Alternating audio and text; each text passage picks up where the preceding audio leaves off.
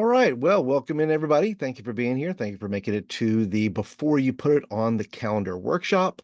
And I am starting off this way because I want to show you that I am not AI, nor is this an AI driven workshop.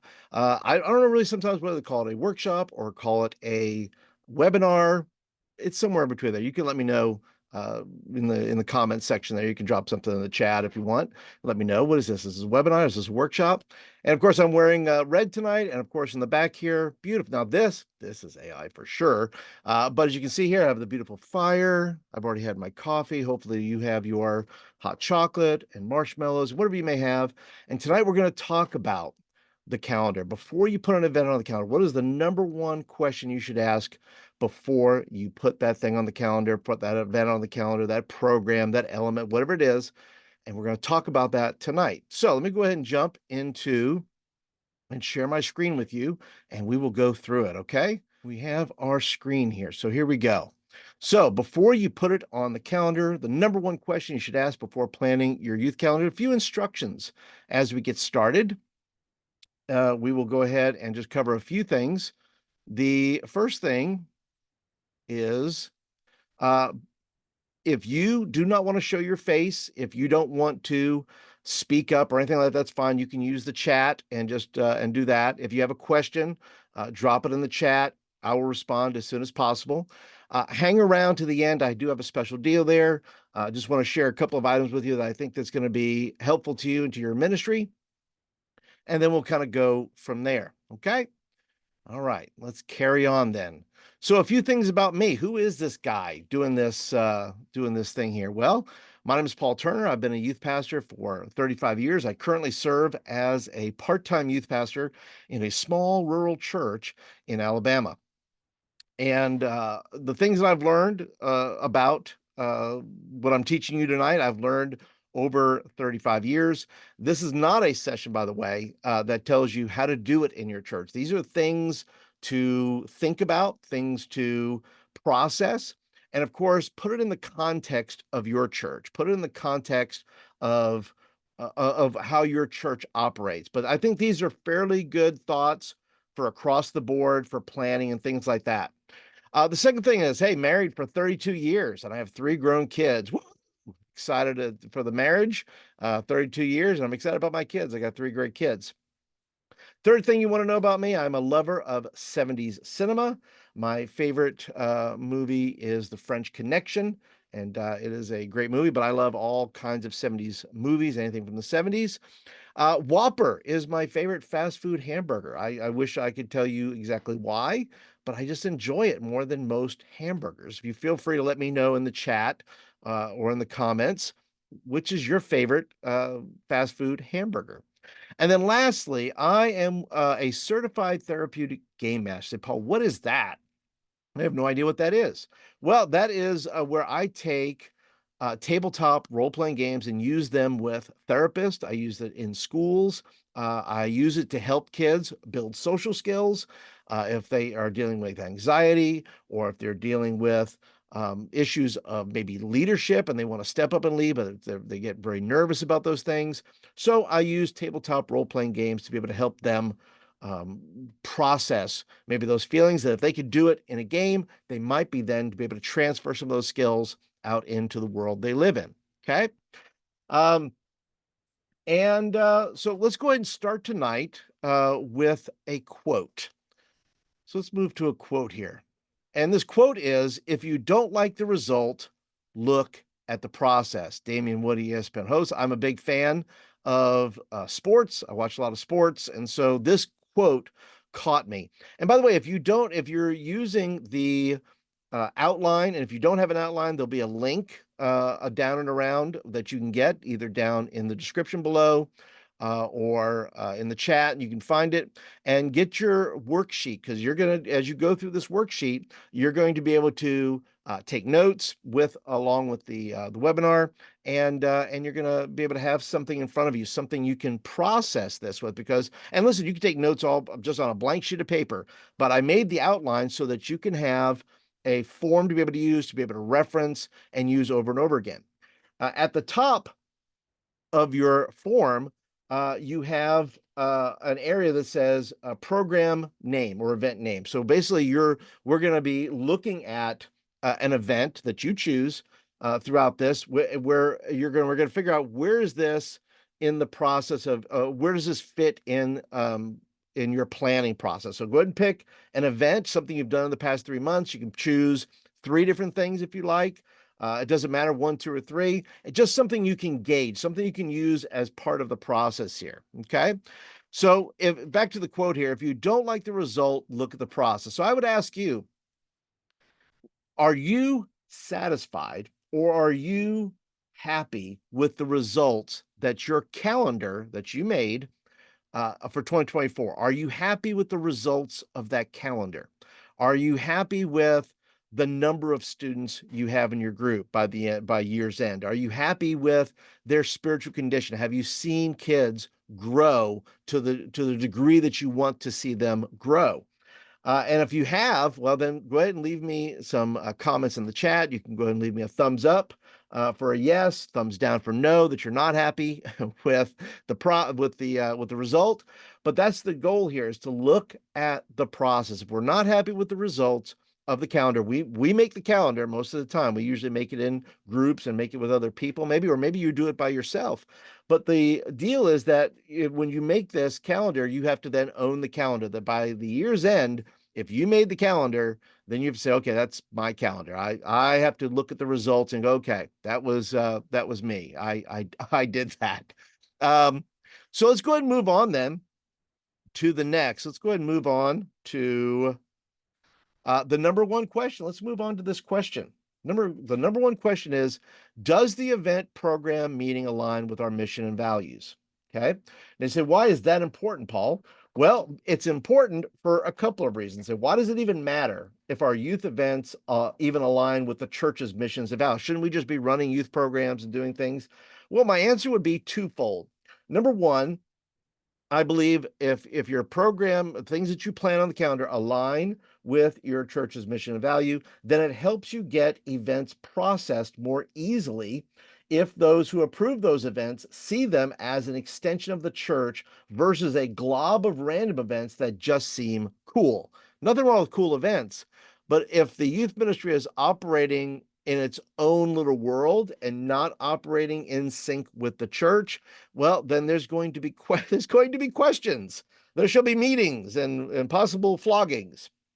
But that's the first reason, right? That you want to make sure that your events are in line with your church, is because it helps you get your events approved. Number two, I would say, is that if the event is successful, it will be easier to plan the same event or an event like it in the future.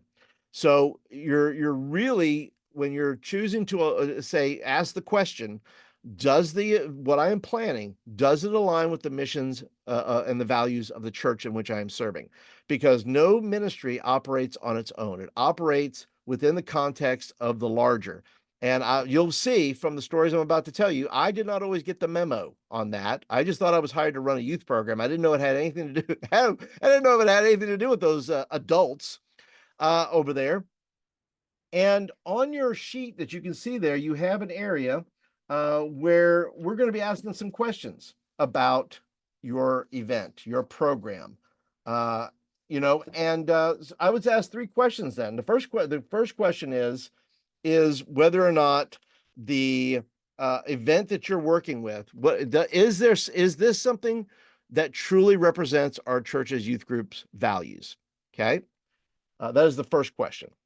The second question, then, I would ask you is, will this event program help students grow into lifetime followers of Jesus? You have to ask the question, right? Is this going to do this? Number three, in concerning long-term goals, will these events and programs help us reach our long-term end of the year goals, both spiritually and numerically?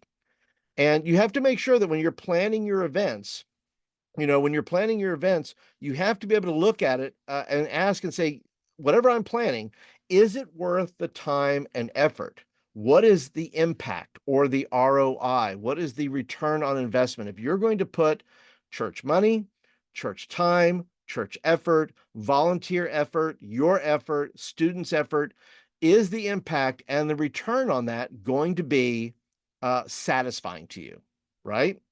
So you want to be able to ask those questions. So now I would ask you to go and on your sheet there, if you don't know what your mission, you say, look, some people don't know. To be honest with you, some youth pastors that don't know what their church mission is. If you have to go look at the website, go look at your church's website and find out what the mission is about. What is your start with this? Start with what is your group's mission and values.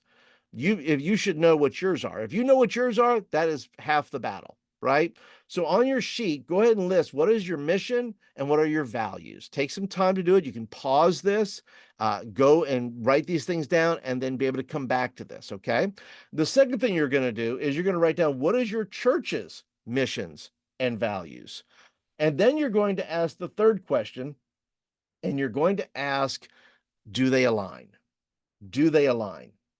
And because if they do not align, then you are you're going to have a harder time getting events on the calendar. You're going to have a harder time uh, getting things to move forward smoothly.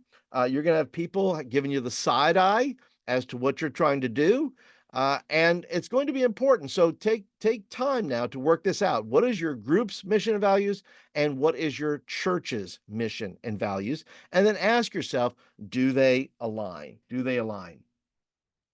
Now, as we move along, I want to show you that if you don't let them align, okay, you're going to be working against your church. Okay, that's why you're asking the question, does it align? Because if they're not in alignment, if they're not flowing together, they're flowing apart.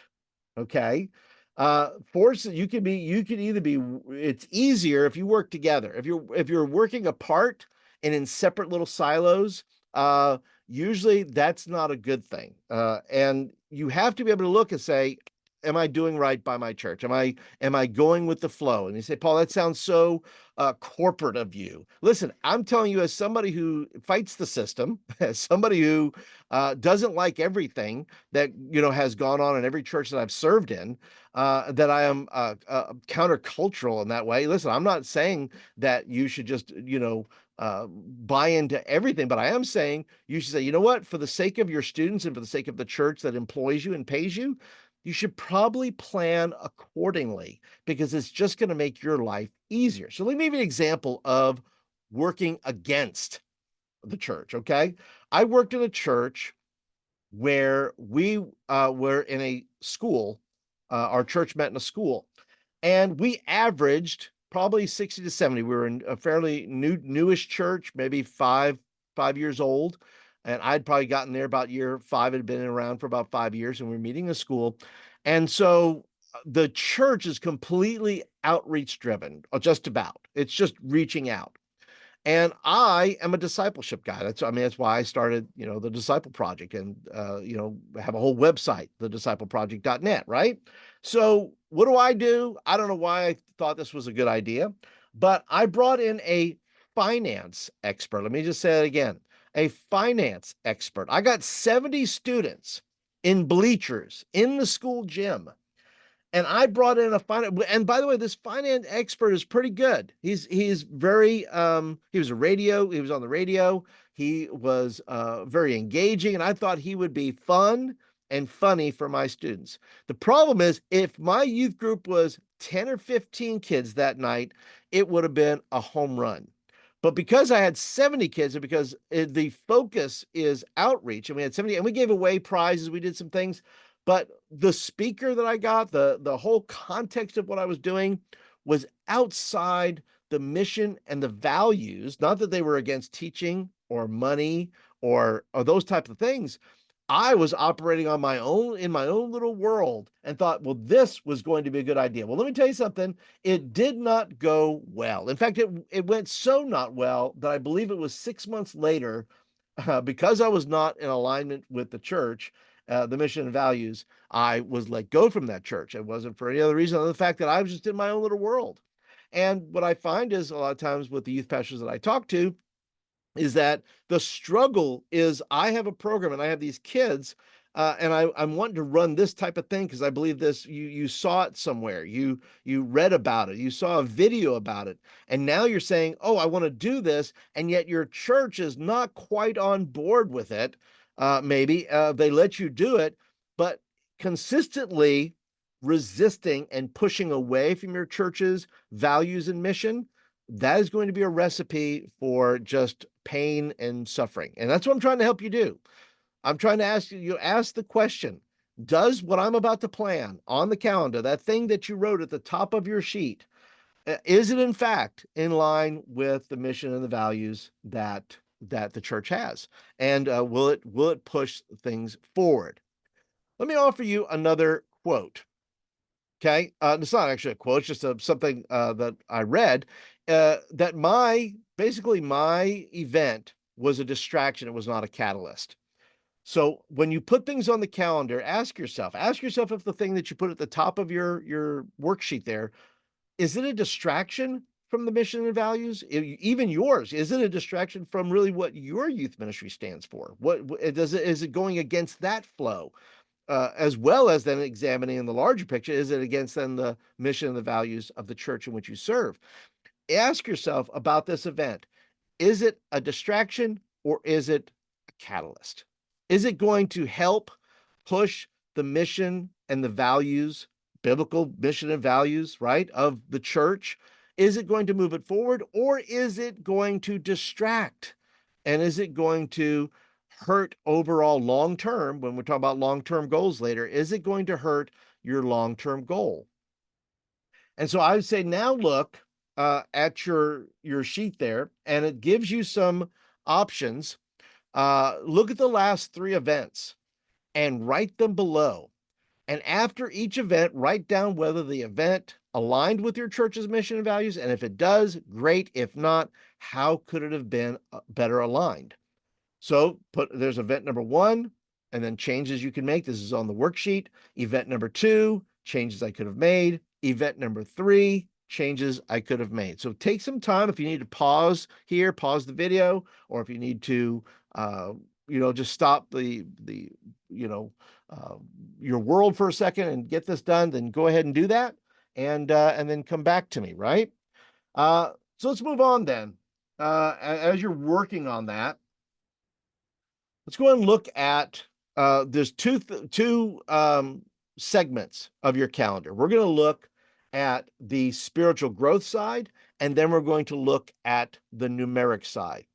And I find, and I speak for me, I tended to focus on the spiritual side. Now, outreach was a part. I'm built for that as well.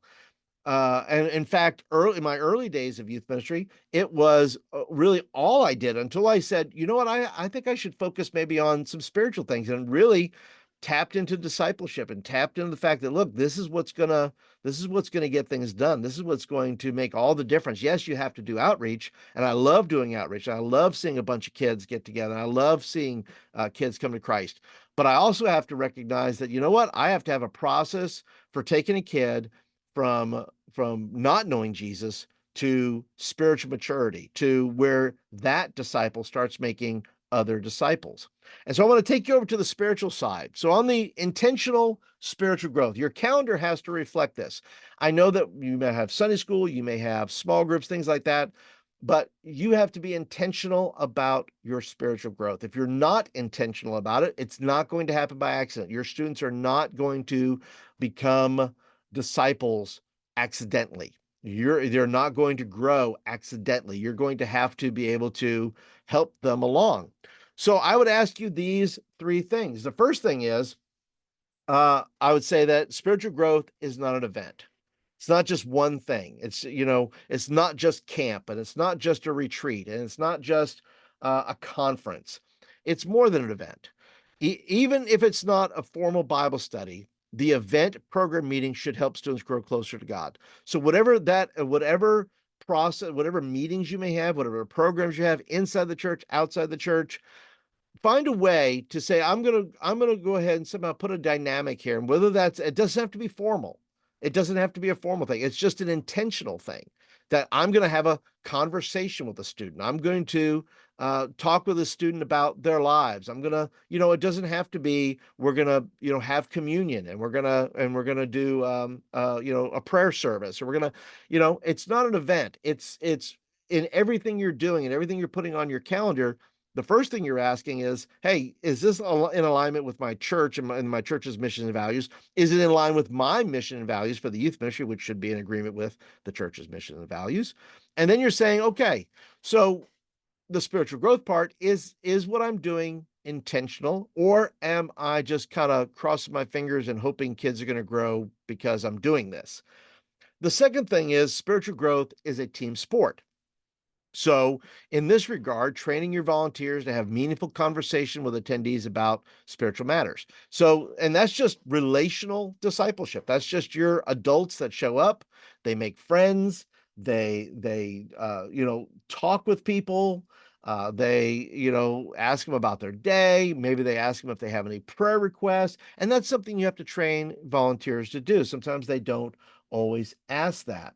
And so you have to then look at, is this something that I am training my volunteers to do? If you have student leaders, maybe you're training them to do that as well. And you, of course, are doing that as a part of your, whenever you show up, and you're doing that as just a part of saying, look, I can't, if I'm doing anything, I'm talking with students about their lives. I'm talking about their lives with the Lord. I'm talking about their lives at school. I'm talking about various things to be able to help and assist them to be able to grow. And the third thing is spiritual growth is contagious. Creating a space for people to share their stories and experiences can be a powerful way to grow spiritually. So, is there an arena? Is there a place within your calendar where this gathering happens? Yes, it could be your midweek meeting, it could be your Sunday school. Is there a place where stories can be shared and experiences, done, so that when that spiritual growth starts to happen, it becomes contagious. It becomes something that people aren't just taught, but people catch. Right? They say that that some things are caught and some things are taught. Well, in this case, you want it to be contagious. You want it to be something that they have latched onto because they saw it happening in real time, right? They saw people sharing their stories. They heard somebody's testimony. They saw something happen. I just read a story about a revival that's happening in Ohio. At the University of Ohio. And in that story, it talks about the football players who are boldly getting up and proclaiming Jesus. And there are other people who are not on that football team who are attending or these meetings and those things. And they're listening to these football players share their stories. And there's people coming to the Lord. There's people being baptized. And that's this contagiousness where people are just there's this impromptu almost where they're just saying, look, we're going to meet, we're going to talk, we're going to share. And then suddenly people are coming to know the Lord. It's very fluid. And that's something that can happen in your youth ministry if you create the space for that to happen. So by focusing on the spiritual development of your students and empowering your volunteers, you can create an event that truly supports the growth and well-being of your community. So let's take a look at what that looks like on a calendar. So let's talk about proactive planning, right? We're talking about discipleship. So if you start in January, let's say January 2025 or whatever year you may be watching or listening to this. So you start in January and then you have December. So the first 3 months, maybe you're teaching on who is Jesus. And then by 6 months in, you're teaching on what did Jesus do, right? Who is Jesus? What did Jesus do? And then the third half is living like Jesus. So you have said, look, for this year, we're talking about three things. Who is Jesus? What did Jesus do? And living like Jesus. And maybe this is a walk through the Gospels and you're using video and you're using other tools to be able to do that. But underneath those things, the things that are happening in between the 3 months, the 6 months, and the 12 months, you are also preparing places, opportunities, spaces where students are going to be able to spiritually grow. Maybe there's a retreat, and maybe that retreat has something to do with who Jesus is. And so you are programming it on your calendar intentionally that whatever this retreat is, it's going to combine with what we're teaching in our midweek or in Sunday school or wherever you may be teaching this. You're using social media. You're using it to reinforce. And so you come to this retreat. And then after the retreat, you have other things that are going on, which we'll get into the numeric growth. But by the time 6 months comes along, kids have a good idea of who Jesus is. Then from 6 months to say, let's say 9 months, for those 3 months, you're saying, well, what did Jesus do? And you're looking at 9 weeks, right? 9 weeks of, either 9 weeks or 12 weeks, but let's say 9 weeks for the sake of 3 months. What did Jesus do? And then during that summer, as part of the summer, we see Jesus doing some things. So maybe you have some summer service projects that you're doing that connect the teaching, and then the summer service projects have everything to do with what you're teaching on. Maybe it has, maybe you're going on a missions trip.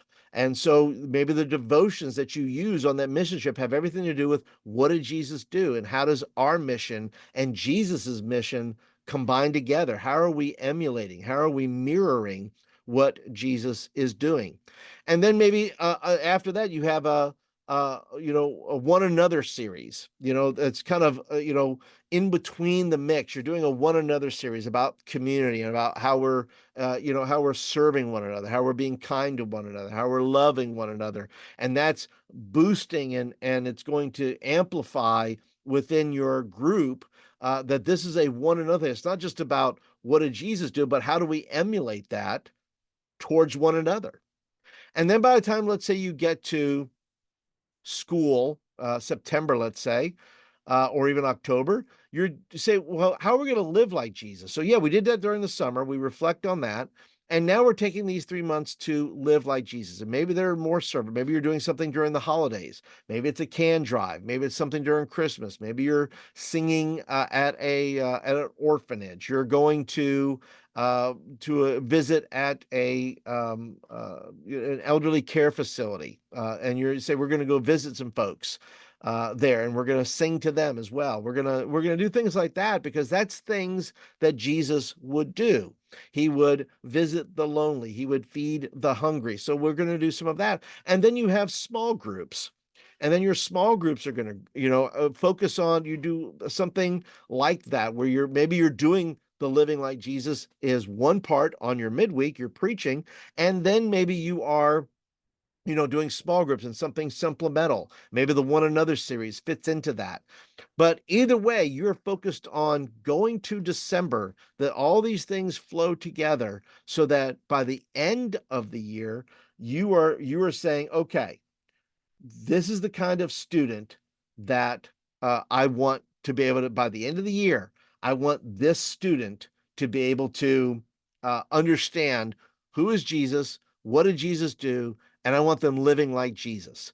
That's something you program. That's something you put as far as in the context of your church and being able to offer them opportunities to do that. And of course, you want them to do that when they're not at church, right? That's kind of the goal as well, is that they take this faith that's not just a Wednesday night or a Sunday night faith, but it is something that they are actively living, and they're taking it upon themselves to do that. And their family sees them doing that as well. And so when we talk about planning and we talk about having, spiritual formation, when we do this proactive discipleship, ask yourself these questions. What does the next 30 to 90 days on your calendar look like right now? What does the next 30 to 90 days look like on your calendar right now? Does it have, if you look at it, is what you have planned there as far as discipleship, what does that look like? Does it look like it flows together? Does it look like it's going to help you achieve your goals at the end of the year, to help a student, if you're using this theme, who is Jesus? What did Jesus do in living like Jesus? Is whatever your goals for your mission, your values, and your goal for your youth ministry, do the next three to 30 days to 90 days, do they reflect the mission? Do they reflect what you're trying to do? And the thing you're looking for is, where is the discipleship intentionality, right? Where are these things that you have on your calendar? Are they intentional, or are they just kind of randomly thrown up there? Do you not have anything for the next 30 to 90? What could you put on there? right? If you, whatever your goal is, now ask yourself, well, what do I put at this time that's going to help me, right? Once again, it's either a distraction or it's a catalyst. What do I have planned that's possibly a distraction from helping my kids grow spiritually? And that doesn't mean you don't do anything fun, but it may be, it may not line up quite the way you want it to. And so you have to look then, what are the catalysts and what are the distractions? The next thing I would ask you is, where do your kids fit in this process, right? Look at your worksheet. And on your worksheet, where do my kids fit? The first thing is, I want you to think of a kid in your youth group who is not a Christian. What events move them towards Christ? What events do you have that are planned that you're looking at for a portion of your youth group, or for the friends of kids in your youth group? What are those events that are going to move them a little bit closer to the cross? What's going to bring them closer to Jesus, to where they become a believer and a follower of Jesus, and they accept Christ as their Savior? What do you have on the calendar that helps them do that? I want you to write down two or three kids' names. Two or three kids' names. Okay. Who are those kids in your youth group? The second thing I would ask you to do is think of students think of students who are moderate Christians. They're moderate. They're good. Maybe they've been in the church their whole life. Maybe they're trying to be good Christians. They're working it out. They're trying to figure it out. But what events do they need to attend to move them further along in their spiritual maturity? So maybe that's where you say, okay, that retreat, boy, I got to get those three kids on that retreat, because that's going to help boost them. That's going to get, I got to get these kids to youth camp, because I think that's the thing they're going to need to help them move them along into their spiritual maturity and into the spiritual formation of Christ. And then the third thing is, think of a student who is a mature believer, but they need an opportunity to lead. What events, meetings are there for them to lean into their gifts and calling? So you're looking at the events that you have planned. Well, where can you involve students who are prepared then? Those kids who are mature in their faith, kids who have a grasp maybe of scripture, or have a deeper understanding of who the Lord is in their life, and they're confident in that. Well, what do you have on there that's going to get them, that's going to be a catalyst to moving them along to their next step in their spiritual growth? So take some time to work that out on your worksheet, and we're going to go ahead and move along. Once again, you can feel free to pause. You can feel free to, come back to this, whatever it may be. Okay. But those are the three questions you want to be able to ask about where do my kids fit in the process. So let's move on to just a little quote here. It's not really a quote, just something, a phrase. Spiritual does not mean the absence of fun, and vice versa. Design your events for both to happen. Now, for me, let me just share you a couple of stories that, for me, in planning the things that I do. My youth group's different than your youth group. And so, we like example, we had a youth night where recently we were working on a project for a few weeks ago, and we were designing a display for our small town Christmas train ride they were having, as part of the community.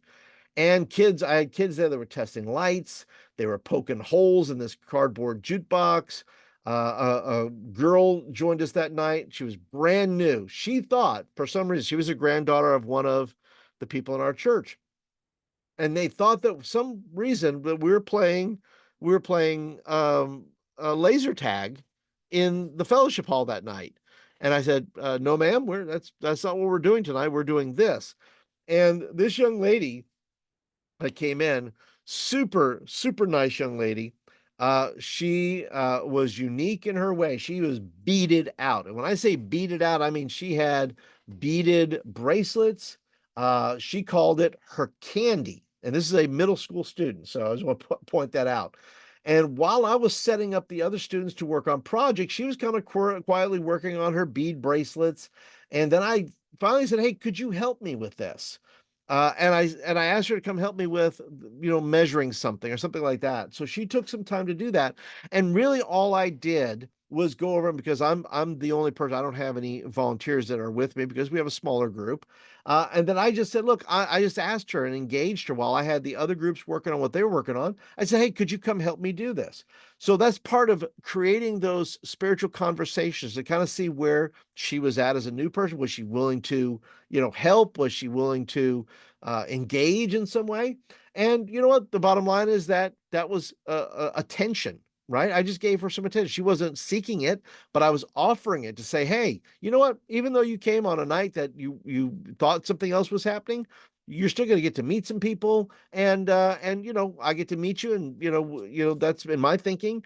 I get to meet her, and maybe she comes back because she met a few of our students and so forth, and they were super nice to her, and it worked out quite well. So that's just building it in. I could have ignored her and just worked with the other students, and she could have been of our own, but that wouldn't have really that wouldn't have moved the ball forward. That wouldn't have helped bring her back if she wanted to come back.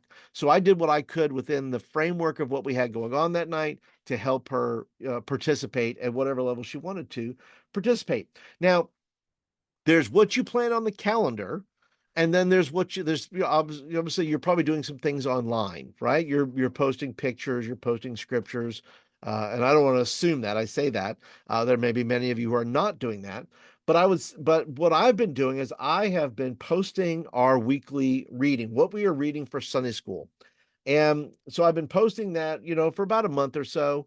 We've been going through First Kings, and just last week I had a young lady text me that said to me on Saturday, but right before that Sunday, said, "Is there a reading this week?" And I had forgotten to post.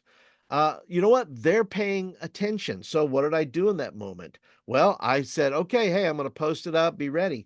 So you never know, and I say that to say this is that you never know when you build it in that all things, right? If it's fun, it can be spiritual, and if it's spiritual, it can be fun. But your students are listening. Your students are paying attention. Your students, even if they're brand new, are saying, "Is there a place for me? Is there something you're asking of me? Is there a way for me to fit in?" And you can build that in. You can design your events for both of those things to happen. So let's go ahead and move on then to the intentional numeric growth. And that may be where many of you are at. You're saying, okay, Paul, can you tell me anything about growing this youth? I would like to grow this youth ministry. Well, let me give you a few tips here. Okay. So when we're talking about planning for numeric growth, there are some goals that you may want to have. Number one, numeric growth. Numeric impact has an impact on group momentum and dynamics. So you're looking for momentum. And that's something, once again, that you put on the calendar. You're planning to have momentum. So you're going to put events on the calendar that are going to help you build momentum. When you string along together, a series of Wednesday night meetings or Sundays or whatever, or small groups, whatever you're planning on there, that part of the goal in the numeric growth part of the calendar is that you're trying to build some momentum, right? That the fun you're having or the spiritual growth you're having are complementing one another, and it's building some momentum to where people are wanting to bring their friends, or new people are wanting to come into the church, or whatever it may be. The second thing you're planning is sustainability. More students can lead to more volunteers, more resources, and a stronger sense of community, ensuring the ministry's continued success. And that's what you want. You want your youth ministry to be sustainable. And, the problem is that when youth ministries start to break down, and I've been a part of those as well, where you start losing all momentum. And now it's just where you see on this picture here, you have somebody skiing downhill. Well, have you ever tried to ski uphill? It's not great. Where you're trying to get up to a certain spot, and I've skied before, and you're trying to climb with your skis in a direction you're not supposed to go with your skis upward. It's hard. And so when you are not experiencing numeric growth, or not, at least not seeing some signs of it, it makes everything else harder, and it makes sustainability harder to where you don't have as many volunteers and you don't have as many resources. So you're trying to build a plan into your calendar, a way for you to have this momentum, but also build and gain sustainability so your group can continue to move on. And the third thing that you're trying to plan into this, and why numeric growth is important, is that a thriving youth ministry contributes to the overall health and vitality of your church.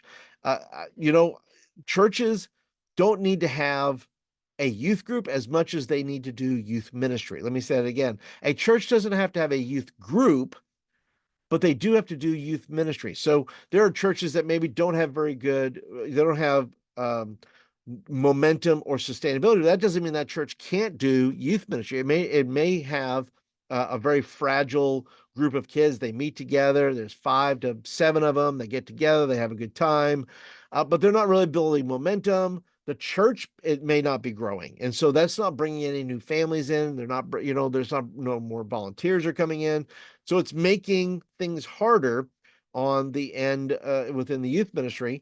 But overall, what you're shooting for is that the reason you're doing discipleship and the reason that you're developing, disciples and so forth is so that one day, and I think every church hopes and desires this, I hope we desire this as youth pastors, that one day they're going to mature and become a part of the larger adult body of Christ. The church overall, in my opinion, over the past 35 years, has not done a very good job of this. They've not, and then that's all parts. The youth pastor may want to do it. The church may not be able to do it, or resist it in some way, or the church doesn't have the wherewithal to do it, or the youth pastor doesn't see that as a priority. And overall, as the youth pastor, we have to look at church health as being a part of why we're planning numeric growth. Why do we want to grow the youth ministry? It can't just be for ego's sake. If it's for ego's sake and it's to feel good about ourselves, it is to ignore the entire call of Scripture as to why we're supposed to invite people in and build the kingdom, and then ultimately build the church, right?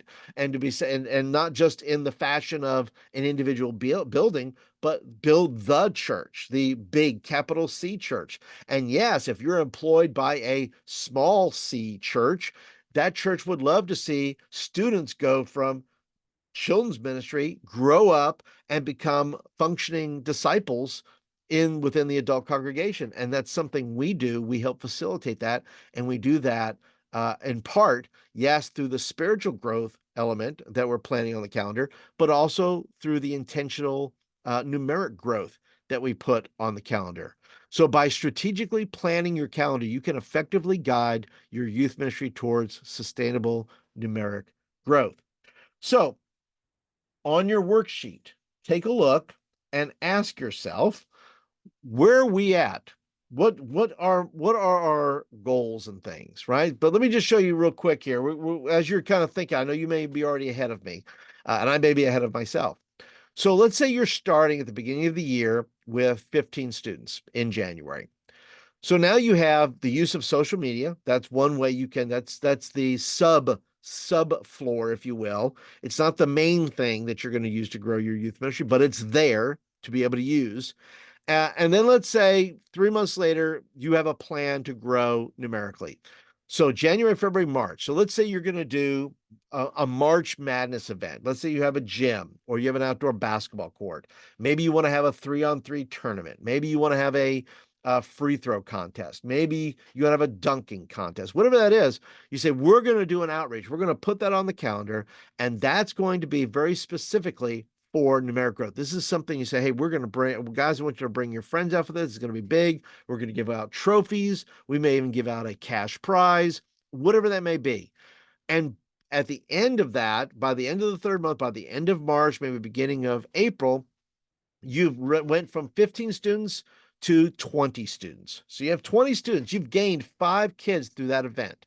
So at that 3 months, for the next 3 months, from let's say end of March, beginning of April, through till June, let's say. So at the 6-month point, 6 months at June, your goal is to have 27 students. Well, that's an end of school. So maybe you're doing an end of school retreat, end of school event.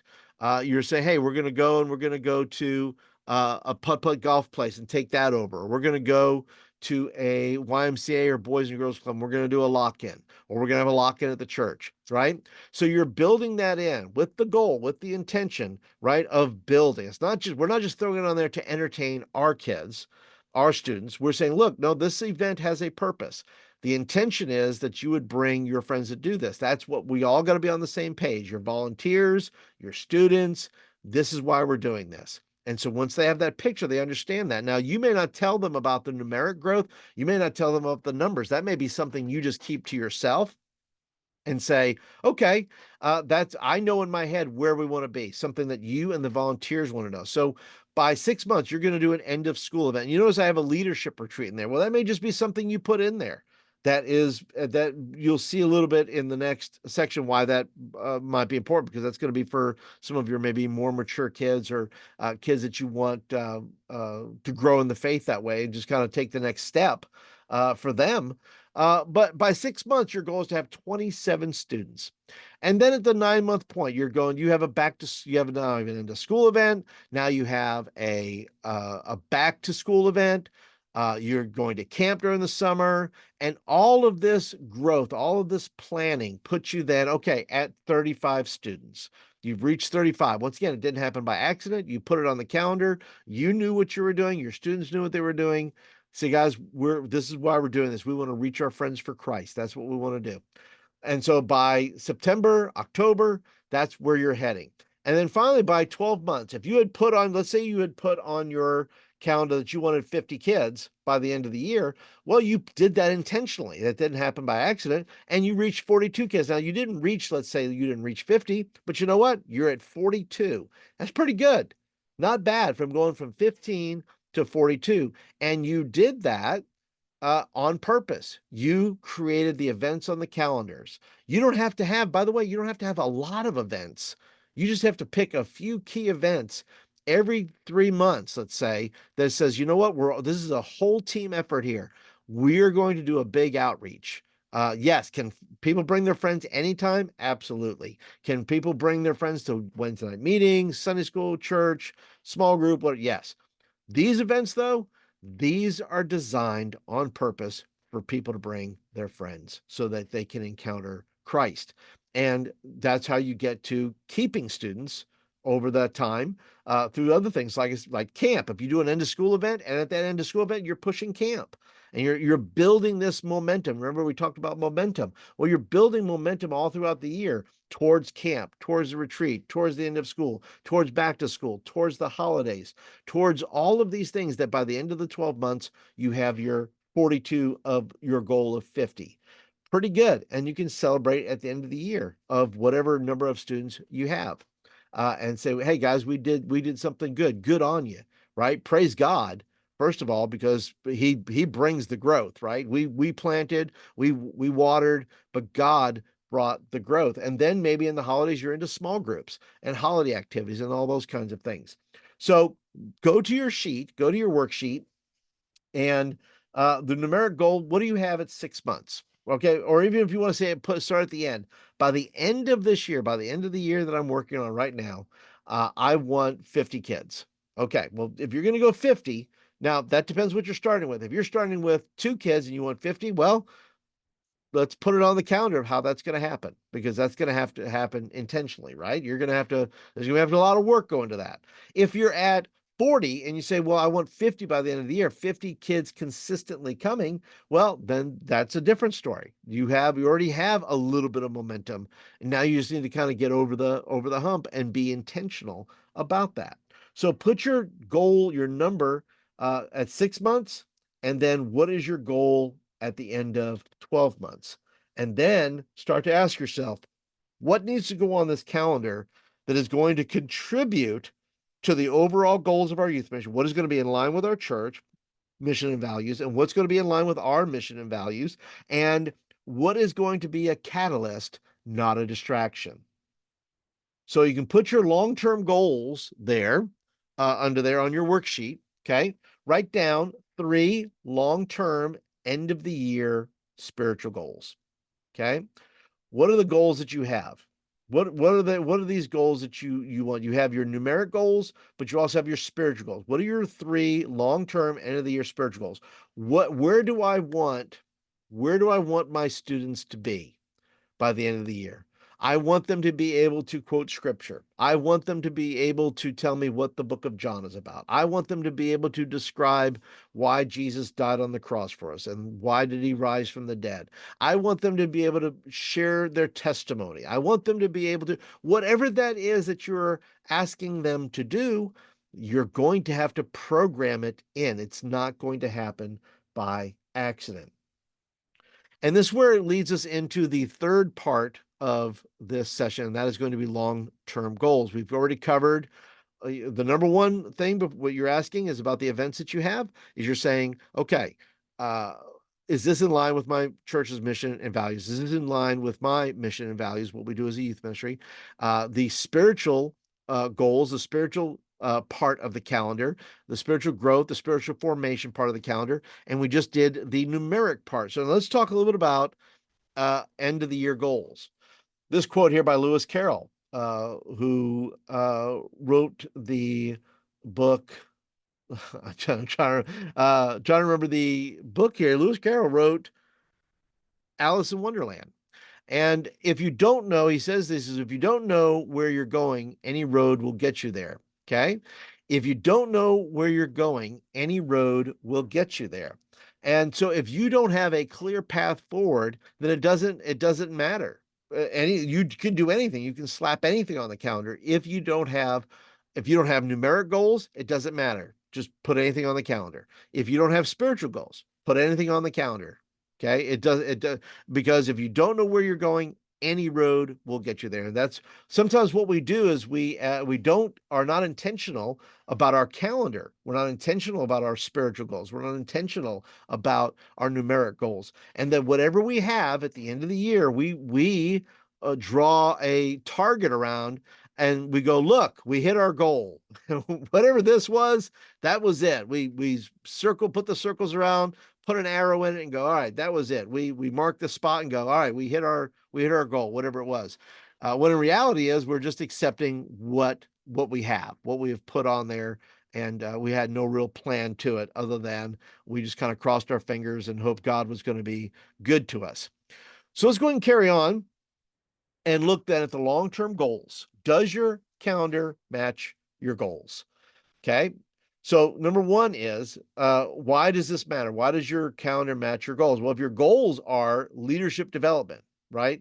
If you have events that are going to this kind of event helps young people learn how to lead and communicate effectively, which will help them grow into strong leaders in our youth ministry. So you notice during the numeric growth time, you can have a leadership retreat planned in that is built to help you disciple these young leaders because you want them to be leaders in the youth ministry. So how are we going to do that? Well, we're going to do a one-day leadership retreat. We're going to do a one-day training about what does it mean to be a leader. And we're going to do that. And then we're going to release these kids. We have a plan to release these kids into these opportunities, as we talked about earlier in the spiritual growth section, to release them into these opportunities, whether that's serving on Wednesday nights, serving on Sunday morning with the church, serving in a small group, whatever it may be. Could be leading a small group, could be checking people in, whatever it may be for you. Okay. But that's going to wind up on the calendar as well. The second thing is fostering community. This kind of event helps young people connect with each other and their community, which is important for building a strong and supportive youth group.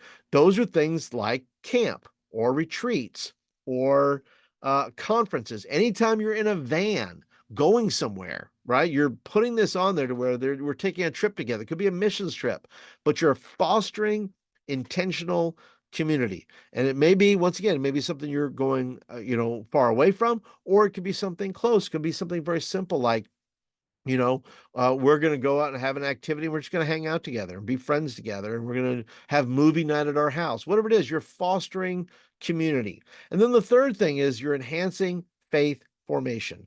This kind of event helps young people grow closer to God by giving them opportunities to pray, worship, and learn about the Bible. So once again, not all youth groups are the same.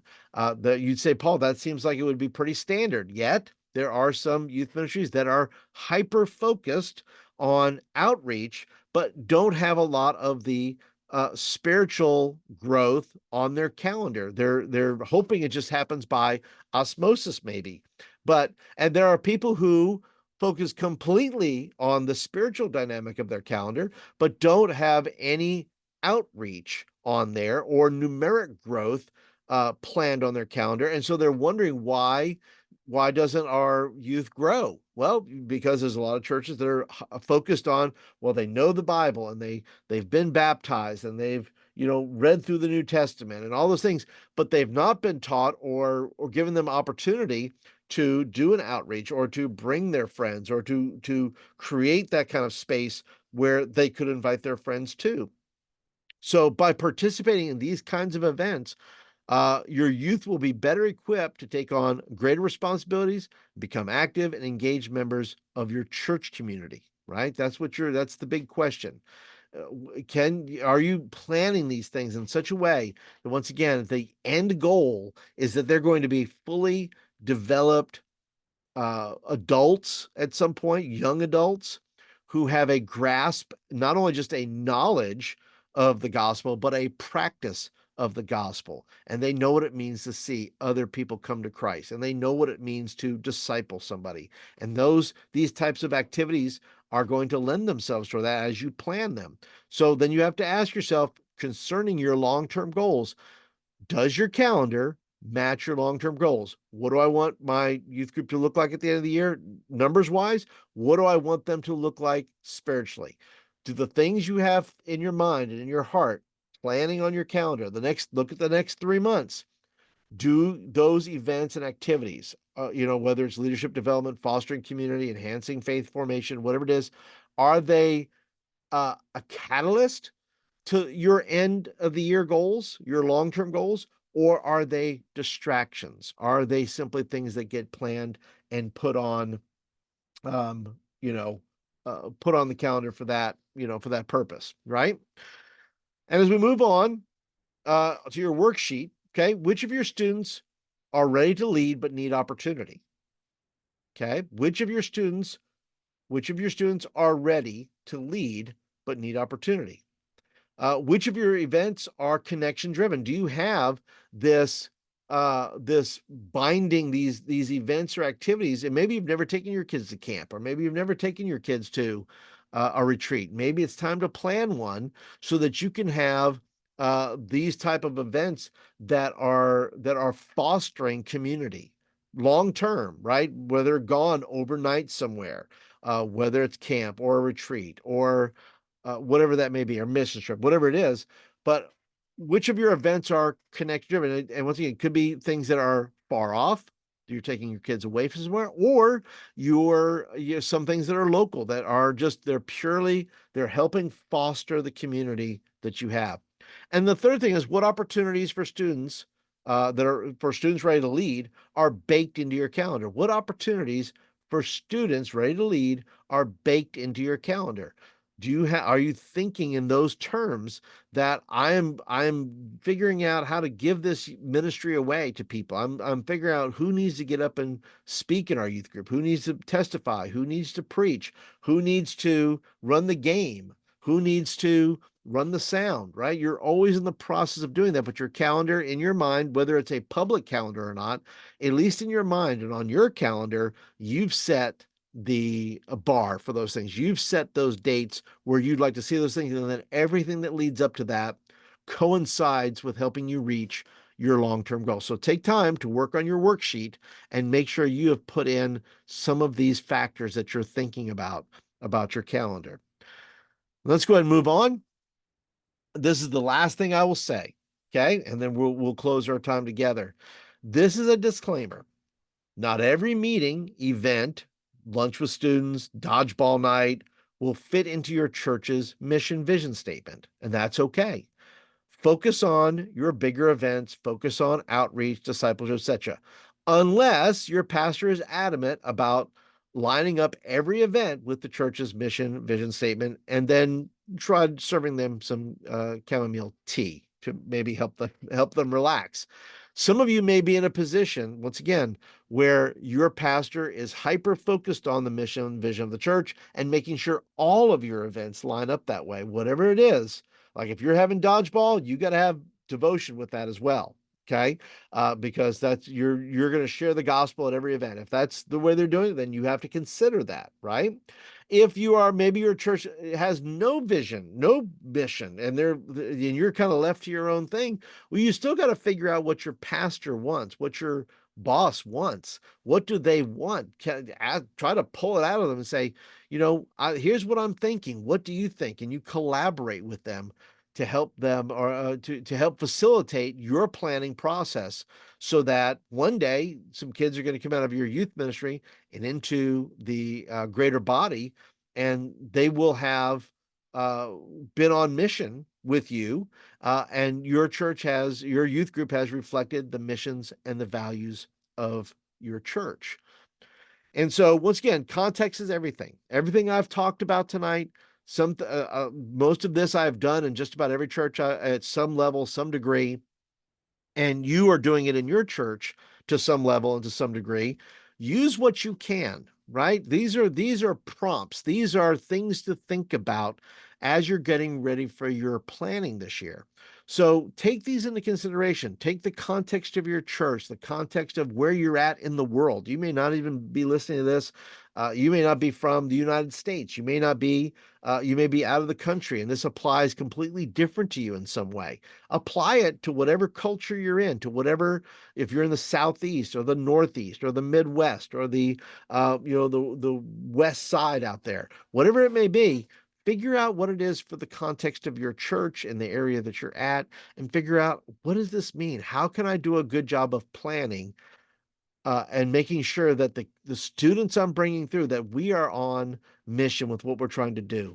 And so that my calendar isn't just a bunch of random events. It's not just a bunch of stuff I'm throwing in the can because it would be fun. It's building to somewhere. It's going somewhere, because at the end of the day, at the end of 3 years or 4 years or 6 years, whatever it is, however long that you're at that church, that the students you're graduating out, you're trying to graduate them into that adult church with some semblance that they have grown spiritually. You have some numeric growth, and the kids that are coming out are spiritually have some spirit, have gone through some spiritual formation to where they are ready to and prepared to do something in the church in which you are delivering them to.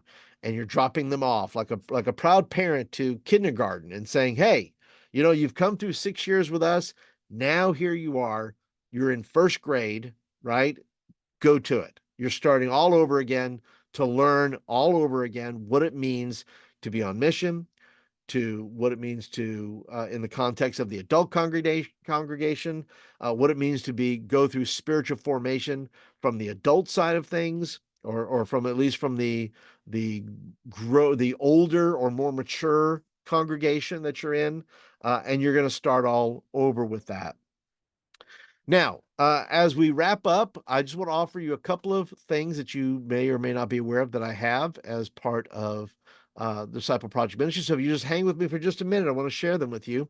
Uh, First of all, if you have any questions, please leave them in the comments or in the chat, and I will certainly answer them as quickly as I can answer them. But if you have any questions, please feel free to let me know what is on your mind. What would you like to talk about? What would you like me to answer for you if you have those questions? And the resources that I have are, let's see here. First of all, something that's going to help you. Something that's going to help you do a lot more planning, and really get down into some of the nitty gritty. I know this was a one lesson amongst many, but in my goal setting course called Squad Goals, there are 7 audio lessons to help you set your goals, set goals that matter. These are setting the right goals the right way, aligning your goals, gospel goals, pastor goals, parent goals, personal goals, student goals, and then there's a free goal setting lesson for your students. Now, that by itself is $19. You can pick that up. I'll put some links in the description. You can check that out. The second resource is a brand new resource I have called the Book of Youth Ministry, Volume 1. It is 128 pages. There are 39 articles, 39 chapters. Many of them have worksheets. And basically, it is taking some of the some of the 35 years of experience that I have, and I have broken it down for you. It is completely transferable. You could read it and say, okay, what do I do with this? What can I do with this? And some of these worksheets are going to help you do this. Some of the chapters in there are purely inspirational. They're just meant to make you think, and that is of value to you as well. And that's once again, that's $19. Of course, you put them both together, and you're going to get $38. Now, for just 20 bucks more, you can get my whole thing here, which is the youth ministry playbook. Yes, you need a plan. Yes, you need to have goals. But you know what? You need a playbook to put all these things together. And as a part of that, you get 7 ebook. You're going to get the goal setting course. You're going to get the book of youth ministry volume 1. You're going to get those things with the worksheets. But you're also going to get 7 of my ebooks, which also include 10 excuses killing your youth ministry, 9 dynamic ways to revive your youth ministry. You're going to get 6 free guides, including the Youth Pastor's Guide to Planning Unforgettable Trips, the Youth Pastor's Guide to Creating an Epic Nerf Night, Launching Well, the Youth Pastor's Guide to Graduation. And then also in there, this is like I said, this is just a little bit that I can put on the screen. There's a lot more to it, and the links will be down below. You're going to get my youth meeting playbook, which has a ton of more articles and checklists and forms that you can access that are going to help your youth ministry. And then you're also going to get the youth group meeting planner with 52 weekly meeting planning sheets. And I go through the whole process of how to have a youth meeting and how to plan a youth meeting and what goes into a youth meeting and all the little things that you can use to help set up your youth meeting. You don't have to run it the way I run it. You run it the way you want to run it for your church, your youth meeting. These are principles that I think are important for every youth meeting, regardless of the context you may be in. But yeah, that is it for tonight, everybody. I want to thank you guys so much. If you're interested in those things, I just want to say thank you. Because one does not simply say thank you without a meme, and here is the meme. I want to thank all of you for being here. Thank you for watching the video. Thank you for just absorbing all that I've done. I know that we've gone a little bit longer than expected, but I hope that this has helped you. I hope that it's encouraged you. I hope that it's inspired you to look at your calendar a little bit differently. And my hope is that, listen, you're going to have the best year of youth ministry you've ever had this year, because you're going to have the goals, because you're going to set those goals, because your calendar is going to match your goals, and you're not going to be distracted. But the things you're going to put on your calendar are going to be catalysts instead of distractions, and they're going to push your youth ministry along to get to the places you know that God has called you to bring them. So thank you guys so much. Be sure, if you've enjoyed this, feel free to share it. Be sure, if you're not a subscriber to the channel, to go ahead and hit the subscribe button, hit the thumbs up button if you like content like this. And I thank you again for being here. Thanks for being a part, and I will see you all in the next video.